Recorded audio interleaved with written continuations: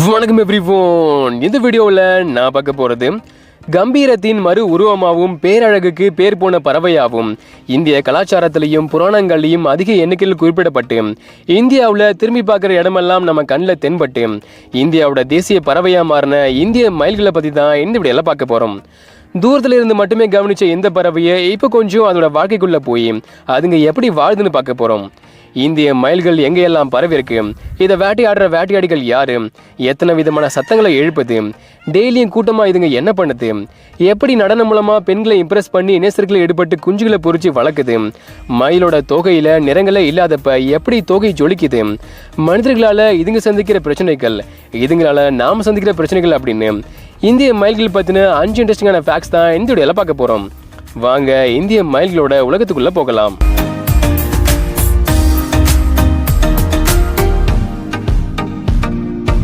இந்திய மயில் இந்திய துணைக்கண்டத்தை சேர்ந்த நாடுகளுக்கு மட்டுமே சொந்தமான இந்த மயில் இப்போ உலகத்தோட பல பகுதிகளுக்கும் பரவியிருக்கு. இந்தியாவிலையும் இலங்கையிலும் அதிக எண்ணிக்கையில் வாழுது. இந்திய மயில் நீல மயில் அப்படின்னு அழைக்கப்படுது. ஆங்கிலத்தில் ஆண் மயில் பீகாக்ஸ் அப்படின்னும் பெண் மயில் பீ ஹென்ஸ் அப்படின்னும் குஞ்சுகள் பீ சிக்ஸ் அப்படின்னு அழைக்கப்படுது. மொத்தமாக இதுங்க எல்லாமே பீ ஃபவுல்னு அழைக்கப்படுது. இந்த மயில்களால் எந்த ஒரு சூழ்நிலைக்கும் தன்னை மாற்றிக்கிட்டு எந்த ஒரு சூழலையும் செழிச்சு வாழ முடியுங்கிறதால பல்வேறு வாழ்விடங்களை இதை பார்க்க முடியும். திறந்தவெளி காடுகள், புல்வெளிகள், புதர் நிலங்கள், பழத்தோட்டங்கள், மனிதர்கள் வசிக்கிற கிராமங்கள், நகரங்கள், அப்புறம் வயல்வெளிகளையும் இதுங்களை பார்க்க முடியும். வேட்டையாடிகள்ட்ட இருந்து அலர்ட்டாக இருக்கிறதுக்காக மயில்கள் ஒரு குழுவாக தான் சுற்றும். ஏன்னா குழுவோட பல கண்கள் வேட்டையாடிகள் வருதான்னு கவனிச்சுக்கிட்டே இருக்கும். புலி, சிறுத்தை புலி, கழுதை புலி, செந்நாய், தங்க நரி மாதிரியான வேட்டையாடிகள் தான் வளர்ந்த மயில்களை பதுங்கிருந்து வேட்டையாடுது. இருந்தாலும் இது ரொம்ப ரேர் தான். ஏன்னா வளர்ந்த மயில்கள் ரொம்ப ஈஸியாக இதுங்கிட்ட தப்பிச்சு பறந்து போயிடும். வேட்டையாடிகளிருந்து தப்பிக்க பொதுவாக நிலத்தில் வேகமாக ஓடினாலும் சில நேரம் பறந்து போகவும் செய்யும். பெரிய தோகையை வச்சுக்கிட்டு பெரிய பறவையாக இருந்தாலும் ஒரு குறிப்பிட்ட தூரம் வர மயில்களால் பறக்க முடியுது. இதனால இந்த வேட்டையாடிகள் எல்லாமே மயில் குஞ்சுகளை தான் பெரும்பாலும் வேட்டையாடும். இது மட்டும் இல்லாமல் குடுமி கழுகு, இந்திய கழுகாந்தை மாதிரியான வேட்டையாடி பறவைகளும் மயில் குஞ்சுகளை வேட்டையாடுது. மயில்களானது 7 வெவ்வேறு சத்தங்களை எழுப்புது. மழைக்கு முன்னாடியும் மழை பொய்யும் போதும் காற்றுல வளிமண்டல அழுத்தமும் ஈரப்பதமும் அதிகரிக்கிறதால எழுப்புற சத்தம் ரொம்ப தூரம் பயணிக்கும். இதனால மயிலோட உள்ளுணர்வு இயல்பாகவே தூண்டப்பட்டு மழைக்கு முன்னாடியும் மழை பொய்யும் போதும் அதுங்க அதிக சத்தங்களை எழுப்புது. மழைக்காலம் தான் மயில்களோட இனச்சேர்க்கை காலமாகவும் இருக்கிறதால சாதாரணமாகவே மழைக்காலத்தில் அதிக ஒலிகளை எழுப்புது. வேட்டையாடிகளை பார்த்தா எச்சரிக்கை பண்ணவும் தொந்தரவு பண்ணாலும் மயில்கள் சத்தம் போட செய்யுது. ஒரு மயில் சத்தம் போட்டால் அதை தொடர்ந்து சுற்றி இருக்கிற மற்ற மயில்களும் சத்தம் போடுறத அவங்களால கேட்க முடியும். பொதுவாக மயில்கள் பூனை மாதிரி மியாவுங்கிற சத்தத்தை எழுப்பும்.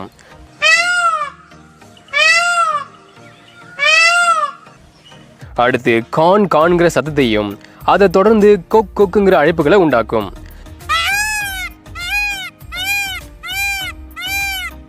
மயில் கோபம் ஆச்சுன்னா கம்மியான ஸ்ருதியோட பஸ்ஸோட ஹார்ன் அடிக்கிற மாதிரி ஹங்குங்கிற ஒலியை உண்டாக்கும்.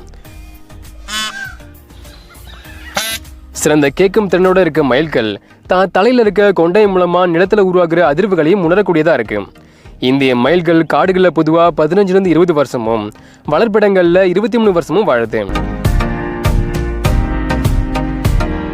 இந்திய மயில்கள் ஒரு நாளோட பெரும்பாலான நேரத்தை உணவு தேடுறதுல தான் செலவு பண்ணும். காலையிலே எழுந்திருச்சு சுறுசுறுப்பாக செயல்படுற மயில்கள் திறந்த வெளியில ஒரு குழுவாக சேர்ந்து உணவு தேட ஆரம்பிச்சிடும். இந்த குழுக்களில் பொதுவாக 3 to 5 பெண்களும் அதோட குஞ்சுகளும் இருக்கும். இனப்பெருக்க காலத்தில் ஒரு ஆணும் இந்த குழுவில் தென்படும். மயில்களோட இந்த குழு மஸ்டர், பார்ட்டி இல்லைனா ஓஸ்டன்டேஷன் அப்படின்னு அழைக்கப்படுது. காலையில் உணவு தேடி சாப்பிட்டாச்சுன்னா மதியம் அதிக வெயில் ஏறின வெப்பமான நண்பகல் நேரத்தில் ஏதாச்சும் ஒரு மரத்தோட நிழல்ல ரெஸ்ட் எடுக்குங்க. மறுபடியும் அந்தி செய்கிற நேரத்தில் ஆக்டிவாக செயல்படுற மயில்கள் தண்ணி கண்ட இடத்த தேடி போய் தண்ணி குடிச்சிட்டு மண்ணில் ஒரு புழுதி குழியில் போட்டுட்டு மறுபடியும் கொஞ்ச நேரம் இறை தேடி சாப்பிட்டுட்டு நைட்டில் தான் தங்குற இடத்துக்கு திரும்பிடும். வேட்டையாடிகளிருந்து பாதுகாப்பாக இருக்க மரங்களை தான் இதுங்க தங்கும். சில நேரம் உயரமான கட்டிடங்களும் பாறைகளும் தூங்குறதுக்கான இடமா தேர்ந்தெடுக்கப்படுது. இந்திய மயில்கள் அனைத்துமையாக இருக்கு. கிடைக்கிற எதையும் சாப்பிடுது. புற்கள், விதைகள், பூவோட இதழ்கள், மொட்டுகள், பழங்கள், காய்கறிகள் மாதிரியான சைவ உணவையும் புழுக்கள், பூச்சிகள், தவளைகள் மாதிரியான இருவாழ்விகள், மரவட்டை மாதிரியான கணுக்காளிகள், சின்ன பாம்புகள், பள்ளிகள் மாதிரியான சின்ன ஊர்வனங்கள், சில நேரம் சின்ன பாலூட்டிகள் அப்படின்னு அசைவ உணவையும் சாப்பிடுது. மனிதர்கள் வசிக்கிற பகுதிகளையும் சுற்றி வர்ற மயில்கள் மனிதர்கள் சாப்பிட்டு போடுற மிச்சங்களையும் சாப்பிடும். வயல்வெளிக்குள்ளே புகுந்ததுன்னா வேர்க்கடலை, தக்காளி, மிளகாய், நெல், வாழை அப்படின்னு பயிரிட்ட பயிர்களை தின்னு தீக்கிறது உறுதி. இந்திய மயில்கள் வருஷம் ஃபுல்லா இணை சேர்ந்தாலும் உச்சபட்ச இணை சேர்க்கை காலம்னா அது மழைக்காலம் தான். மழை காலத்துல தான் இந்திய மயில்கள் அதிக எண்ணிக்கையில இணை சேருது. இணை சேர்க்கை காலத்துல எல்லா ஆண் மயில்களும் ஒரு குறிப்பிட்ட மேடான பகுதியில ஒன்னா கூடி ஒவ்வொன்றும் தங்களுக்குன்னு ஒரு சின்ன பிரதேசத்தை ஆக்கிரமிச்சு அதை மற்ற ஆண்கள் இருந்து பாதுகாக்கும். ரொம்ப பெருசான வயசான நீளமான தொகையை வச்சிருக்க ஒரு ஆணுக்கு தான் இருக்கிறதுலயே சிறந்த இடம் கிடைக்கும். சிறந்த இடங்களை கைப்பற்றுறதுக்காக ஆண்களுக்கு இடையில சண்டையும் நடக்கும். எது ஜெயிக்குதோ அதுக்கு தான் பெஸ்ட் ஸ்பாட் கிடைக்கும். இந்த மாதிரி இணை சேர்க்கைக்காக மொத்த ஆண்களும் கூடியிருக்கிற ஒரு பகுதி தான் ஆங்கிலத்தில் லெக்னு அழைக்கப்படுது. இதை லெக் இனப்பெருக்கம்னு சொல்லலாம். இப்படி லெக்குங்கிற பகுதியில் ஒவ்வொரு ஆணும் தங்களுக்குன்னு ஒரு இடத்த கைப்பற்றினா பிறகு பெண்கள் அந்த இடத்த பார்வையிட வரும். இங்கே தான் ஒவ்வொரு ஆணும் தங்களோட திறமையை காட்டணும். அதுதான் ஆணுக்கே உரிய அழகிய நடனம். ஒவ்வொரு ஆணும் தங்களோட தோகையை விசிறி மாதிரி விரிச்சு பின்னாடி இருக்க ரெக்கையை ஆட்டிக்கிட்டே பெண்ணை இம்ப்ரெஸ் பண்ண ட்ரை பண்ணும். லெக் பகுதியில் சுற்றி வர்ற எல்லா பெண்களும் எல்லா ஆண்களோட நடனத்தையும் துல்லியமாக கவனிக்கும். தொகை விரிச்சுட்டு நிற்கிற ஆணுக்கு முன்னாடி இருக்க ஒரு பெண்ணானது ஆணோட அசைவுகளை கவனிக்காம கேஷுவலாக இறைய தேடுற மாதிரி இருக்கும். ஆனால் உண்மையில் ஆணோட ஒவ்வொரு அசைவையும் பெண்கள் துல்லியமாக கவனிக்கும். ஒரு ஆண் தான் தொகையை விரிச்சிருக்கும் போது முன்பக்கம் மட்டும் காட்டாம பெண்ணை சுற்றி சுற்றி வந்து தன்னோட எல்லா பக்கங்களையும் காட்டும். சூரிய ஒளிக்கு நேராக 45 டிகிரிக்கு திரும்பி தொகையோட வண்ணங்களை ஜொலிக்க வைக்கும். தோகையை சிலிர்க்கிறது சலசலக்கிறது மூலமா சத்தங்கள் மூலமாகவும் அதிர்வுகள் மூலமாகவும் பெண்ணோட கவனத்தை ஈர்க்கும். ஒரு பெண்ணானது ஆணோட தொகை எந்த அளவுக்கு பெருசா இருக்கு, கண் இறகுகளோட எண்ணிக்கை எந்த அளவுக்கு அதிகமா இருக்கு, இறகுகளோட வண்ணம் தரம், இறகுகள் எந்த அளவுக்கு சீரா அமைஞ்சிருக்கு, பின்பக்க வால் இறகுகள் சமச்சீரா அமைஞ்சிருக்கா, இதையெல்லாம் உன்னிப்பா கவனிச்சு எல்லாமே பர்ஃபெக்டா இருக்குன்னு தெரியும் போது பெண் இணை சேர்க்கைக்கு சம்மதிக்கும். ஒரு ஆண் தன்னோட தொகையை விரிக்கிறதுக்கு முன்னாடி இந்த மாதிரி சத்தம் போட்டாலும் ஒரு பெண் இணை சேரதுக்கு சம்மதிச்சதுன்னா இந்த மாதிரி ஒரு ரயில் வண்டி சத்தம் மாதிரி எழுப்பி கடைசியா பெண் கூட இணை சேரும்.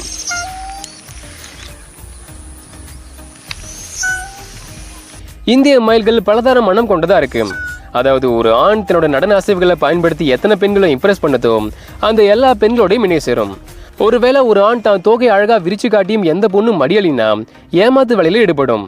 அதாவது ஒரு பொண்ணை இம்ப்ரெஸ் பண்ணி அது கூட இணை சேரதுக்கு முன்னாடி ஆண் ஒரு ரயில் வண்டி சத்தத்தை எழுப்பும்ல, அதே சத்தத்தை எந்த பொண்ணை இம்ப்ரெஸ் பண்ணாத நேரத்திலையும் ஆண் மறுபடியும் எழுப்பி நான் பல பெண்களை இம்ப்ரெஸ் பண்ணி அதுங்க கூட இணை சேர்ந்துட்டேன்னு தூரத்தில் இருக்க மற்ற பெண்களுக்கு சத்தம் மூலமாகவே அறிவிச்சு நம்ப வச்சு அதுங்களை பக்கத்தில் வர வச்சு ஏமாற்றி ஈஸியாக இணை சேருது.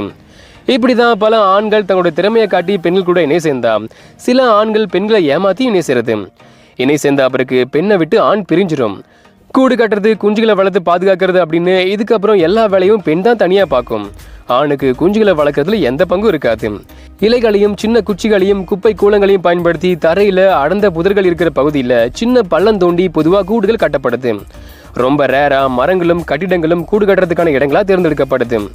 கூட்டை கட்டியாச்சுன்னா கூட்டில் வெளிர் வெள்ளை வெளிர் பழுப்பு இல்லைன்னா செம்பழுப்பு நிறத்தில் 7 சென்டிமீட்டர் நீளமும் 5 சென்டிமீட்டர் அகலமும் இருக்கிற 4 to 8 நீள்வட்ட வடிவ முட்டைகள் போடப்படுது.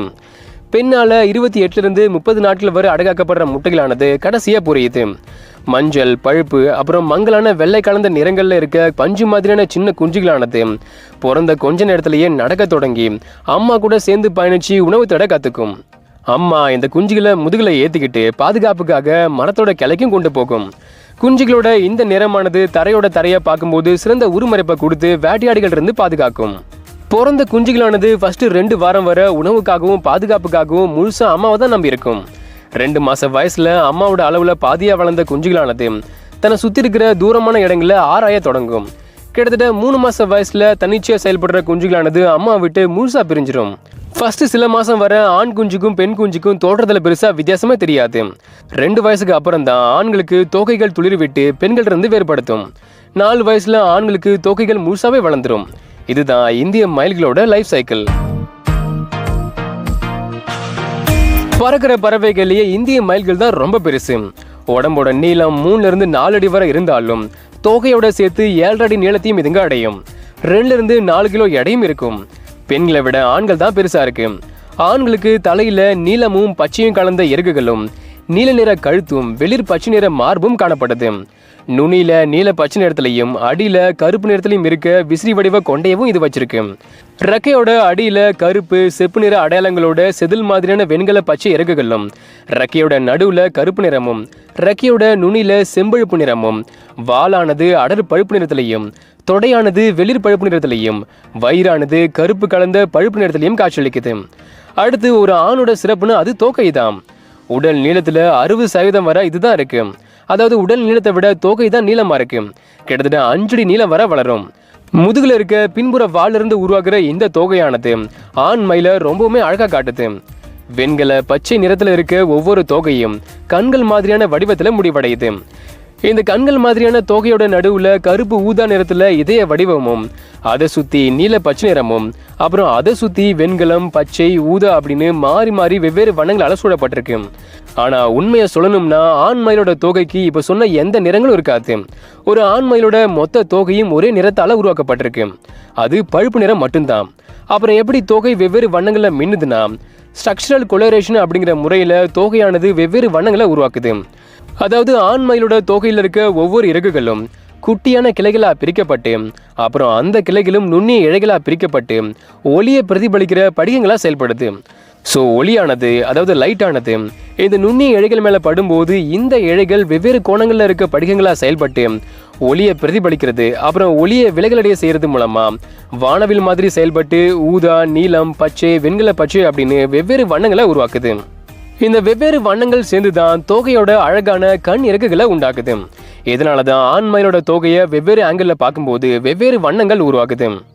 ஆண்கள் இந்த தோகையை ஒவ்வொரு வருஷமும் ஆகஸ்ட்ல இருந்து செப்டம்பர் மாசத்துக்கு இடையில முழுசா உதிர்த்துட்டு மறுபடியும் பிப்ரவரியில இருந்து மார்ச் மாசத்துக்கு இடையில முழுசா வளர்த்துரும். வளர்ந்த ஆண் மயிலோட 2 கால்லையும் பின்பக்கமா மெட்டாடார்சல் ஸ்பர்ங்கிற எலும்பாலையும் கெரட்டினாலையும் ஆன முள் மாதிரியான அமைப்பு இருக்கு. இந்த முள்ளானது வேட்டையாடிகள் கூட சண்டை போடவும் மற்ற ஆண்கள் கூட சண்டை போடவும் ஒரு ஆயுதமா பயன்படுது. பெண் மயிலுக்கு செம்பழுப்பு நிற தலையும் கொண்டையும் இருக்கும். கொண்டையோட நுனி பச்சை நிறத்துல காணப்படுது. கீழ்கழுத்தானது பளபளக்கிற பச்சை நிறத்தோட காட்சியளிக்குது. கழுத்துக்கு கீழே மார்பு பகுதியானது பச்சை பழுப்பு கலந்த இறகுகளோட வயிறு வெள்ளை நிறத்துல முடிவடையுது. மேல் உடம்பு வெள்ளை புள்ளிகளோட பழுப்பு நிறத்திலையும், ரெக்கையும் வாலும் அடர் பழுப்பு நிறத்திலையும் காணப்படுது. பெண் மயிலோட இந்த முழு தோற்றமும் உருமறைப்புக்காக பயன்படுத்தப்படுது. அதாவது காட்டு தரையில உட்கார்ந்து முட்டைகளை அடகாக்கும் போது வேட்டையாடிகள் இருந்து தப்பிக்க இந்த நிறங்கள் காட்டு தரையில சிறந்த உருமறைப்பை கொடுக்குது. ஆண்கள் மாதிரி பெண்களும் தங்களோட வால் இறகுகளை விரிக்க செய்யும். எதுக்குன்னா மற்ற பெண் மயில்களை விரட்டவும் தங்களோட குஞ்சுகளுக்கு எச்சரிக்கை கொடுக்கவும் வால் இறகுகளை விரிக்குது. இந்திய மயில்கள் அல்பினிசத்தால ரொம்ப ரேரா பாதிக்கப்படும். அப்படி பாதிக்கப்படும் போது சிவப்பு இல்லைன்னா இளஞ்சிவப்பு நிற கண்களோட உடம்பு முழுசும் வெள்ளை நிறத்துல இருக்கும். இந்திய மயில்கள் லூசிசமால பாதிக்கப்படும் போது நீல சாம்பல் நிற கண்களோட உடம்பு முழுசும் வெள்ளை நிறத்துல இருக்கும். ஒருவேளை மெலனிசமால பாதிக்கப்பட்டதுன்னா குஞ்சுகள் வெளிர் மஞ்சள் நிற ரெக்கையோட கிரீம் வெள்ளை நிறத்துல இருக்கும். பெண்கள் பழுப்பு நிற இறகுகளோட வெள்ளை நிறத்துல இருக்கும். ஆனா ஆண்கள் ரொம்ப வித்தியாசமா கருப்பு கலர் ரெக்கையோட காட்சி அளிக்குது. வளர்ப்பிடங்கள்ல வளர்க்கப்படுற இந்திய மயில்கள் இதை விட இன்னும் வெரைட்டியா வெவ்வேறு வண்ணங்கள்ல காணப்படும். உலகம் முழுசும் கிட்டத்தட்ட 1 லட்சம் இந்திய மயில்கள் வாழுது. இந்தியாவோட தேசிய பறவையா இருக்கிறதால பல வனவிலங்கு சட்டங்கள் மூலமாகவும் பல பாதுகாக்கப்பட்ட பகுதிகள் மூலமாகவும் இதுங்க பாதுகாக்கப்படுது. இந்திய மயில்களோட இறகுகள் வலுக்கட்டாயமா பறிக்கப்பட்டதா இல்ல இயற்கையா உதிர்க்கப்பட்டதாங்கிறத கண்டுபிடிக்கிறதுக்கான முறைகள் உருவாக்கப்பட்டிருக்கு. ஏன்னா இந்தியாவில் இயற்கையா உதிர்ந்த இறகுகளை சேகரிக்க மட்டும்தான் அனுமதி இருக்கு. வலுக்கட்டாயமா பறிச்சா தண்டனை கண்டிப்பா இருக்கு. இந்திய மயில்களுக்கு இவ்வளவு பாதுகாப்பு பண்ணியும் கூட இந்தியாவில் கடந்த 70 வருஷத்துல மட்டும் 50% இந்திய மயில்களோட எண்ணிக்கை குறைஞ்சிருக்கு. ஏன் அப்படின்னா இப்ப வரைக்கும் இந்திய மயில்கள் சில பிரச்சனைகளையும் அச்சுறுத்தல்களையும் சந்திச்சுக்கிட்டு தான் இருக்கு. இறகுகளுக்காகவும் இறைச்சிக்காகவும் நாட்டுப்புற மருந்துல உடல் பாகங்களை பயன்படுத்துறதுக்காகவும் இந்திய மயில்கள் சட்டவிரோதமா வேட்டையாடப்படுது. ரசாயன உரங்களையும் பூச்சிக்கொல்லி மருந்துகளையும் வயல்களில் பயன்படுத்துறதால அங்க இருக்கிற விதைகளை சாப்பிடும் போது அந்த விதைகள் மயில்களுக்கு விஷமா மாறி அதுங்களை கொலை பண்ணுது. மயில்களோட வாய்விடங்களுக்கு பக்கத்துல மனிதர்களோட எண்ணிக்கை அதிகமாகி கிராமங்களும் நகரங்களும் பெருக்கிறது, விவசாய நிலமாகவும் தோட்டங்களாகவும் மாற்றப்படுறது, வளர்ச்சி திட்டங்களால காடுகள் அழிக்கப்படுறது, இந்த மாதிரியான காரணங்களால மயில்களோட இயற்கை வாய்விடங்கள் அழிக்கப்படுது. இந்த மாதிரி மயிலோட வாய்விடங்களை அழிச்சு மனிதர்கள் குடியேறினதால மனித வனவிலங்கு மோதல் ஏற்படுது. அதாவது மயில்கள் உணவை தேடி மனிதர்களோட வயல்களுக்கும் தோட்டங்களுக்கும் வந்து பயிர்களை சேதப்படுத்தும் போது விவசாயிகள் இதுக்கு பழிக்கு பழி வாங்க விஷம் வச்சு அதுங்களை கொலை பண்ணவும் செய்வாங்க. மனிதர்கள் வளர்க்குற வீட்டு நாய்களாலையும் மயில்கள் கொல்லப்படுது. பல காலமா மயில்களானது விவசாய நிலங்கள்ல ஒரு பகுதியா இருந்து வருது. விதைகளை பரப்புறதுக்கு உதவுறதோட மட்டும் இல்லாம பயிர்களை நாசம் பண்ற சின்ன பூச்சிகளையும் குருத்துணிகளையும் வேட்டையாடி விவசாய பயிர்களை பாதுகாக்குது. இருந்தாலும் இதால சில இம்சைகளும் ஏற்படத்தான் செய்யுது. நெல் வயல்களில் அதிக எண்ணிக்கையில் மயில்கள் வரும்போது நெற்பயிர்களை அதிகமாக திங்கிறதால மகசூலானது 40% வரை குறையறதுக்கு வாய்ப்பு இருக்கு. நகரங்களில் தோட்டங்களில் இருக்க செடிகளையும் சேதப்படுத்த செய்யுது. ஏதாச்சும் கண்ணாடியில் தான் உருவத்தை பார்த்துடுச்சுன்னா கண்ணாடிகளை உடைக்கும், கார் கண்ணாடியை கீறும், அப்புறம் தங்களோட எச்சங்களையும் போட்டுட்டு போகும். இதனால பல நகரங்களில் மயில்களை எப்படி ஹேண்டில் பண்ணணும்னு விழிப்புணர்வும் திட்டங்களும் ஏற்படுத்தப்படுது. மயில்களை மனிதாபிமானத்தோட நடத்தணும் அப்படின்னும் அதுங்க ஏற்படுத்துகிற சேதத்தை எப்படி தடுக்கணும்னு நகரவாசிகளுக்கு சொல்லிக் கொடுக்கப்படுது. இப்போ இந்திய மயில்களோட எண்ணிக்கையானது நிலையானதாகவும் செழிப்பாகவும் இருக்கிறதால இயற்கையை பாதுகாக்கிறதுக்கான சர்வதேச ஒன்றியமான IUCN இதுங்களை குறைந்த அக்கறை கொண்டதா பட்டியலிட்டு இருக்கு. ஓகே, இதோட இந்த வீடியோவை முடிக்கிறது நான் உங்கள் ராமகண்ணன். இந்த வீடியோ பிடிச்சி லைக் பண்ணுங்க, ஷேர் பண்ணுங்க, முடிஞ்சா ஃபேஸ்புக்கில் ஃபாலோ பண்ணுங்க. இந்திய மயில்களை பற்றியும் இந்த வீடியோவை பற்றியும் உங்களோட கருத்துக்கள் என்ன அப்படின்னு கமெண்ட் பண்ணுங்க. மறக்காம போய் சேனலுக்கு சப்ஸ்கிரைப் பண்ணுங்க. நெக்ஸ்ட் வீடியோவில் மீட் பண்ணலாம். தேங்க்யூ.